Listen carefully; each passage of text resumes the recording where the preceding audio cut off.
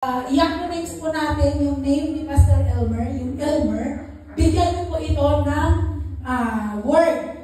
Halimbawa po, letter E, encourager, ganun.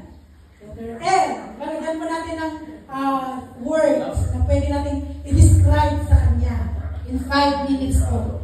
Yung mga katapos po, within 5 minutes, meron po siyang prize. Isang box ng Cesco. Isang box ng Cesco. Okay? Yung Elmer Macalo. Ayan. May pangalan na? May pangalan na? 5 minutes eh. 1 minute. Yung Elmer. Wow. Sige. Sulat po natin. Yung Elmer na lang, yung pangalan po ng ating president. I-acknowledge po natin na mag-describe po sa kanyang pagkatao. Ayan. 59. 58. 57. Dagdagan natin ang kulay. Yung Elmer, i-acronym natin. Tapos magko-compare tayo.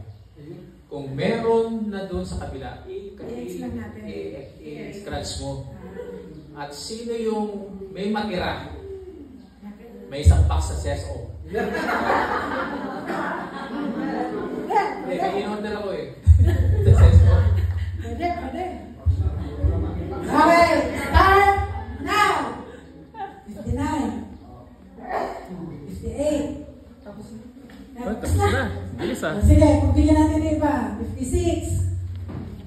53. 49. 45. 40. 7. 32. 29. Kapit sa kasi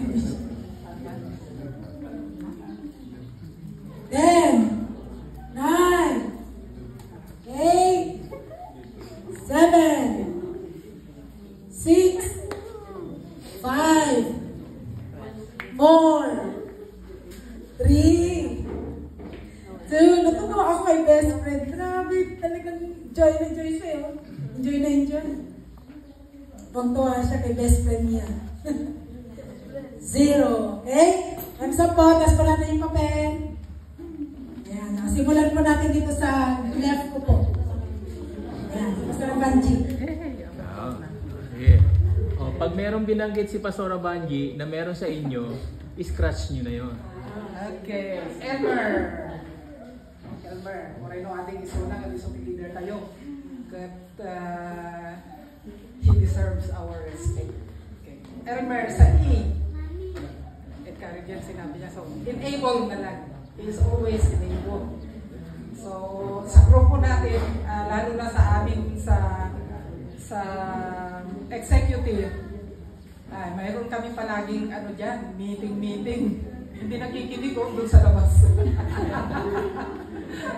So, he's always able. So, enable siya. And then yung L, of course naman, he is loving. He is loving as a brother, he is loving as a pastor, he is loving as a leader. Nire-respeto niya tayo lahat. And then doon sa M, alam po natin yan, he is a mentor.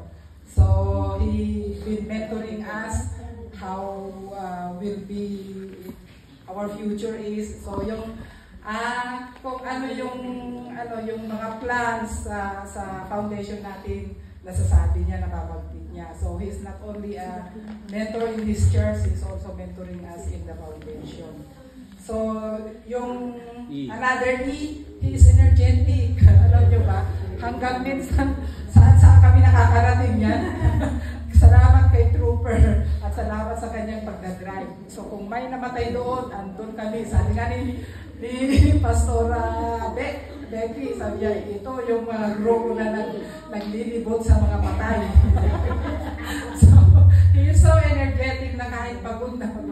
Yung pagpunta namin sa Bukod, tapos we end up in Bontok, tapos bumalik dito sa Baguio, anong oras na yun, he still have that energy to drive. Naaawa nga kami, kung marunong lang ako mag-drive ng kagayat sa pagdadrive niya, pwede namin siya tulungan, pero wala eh. Siya lang.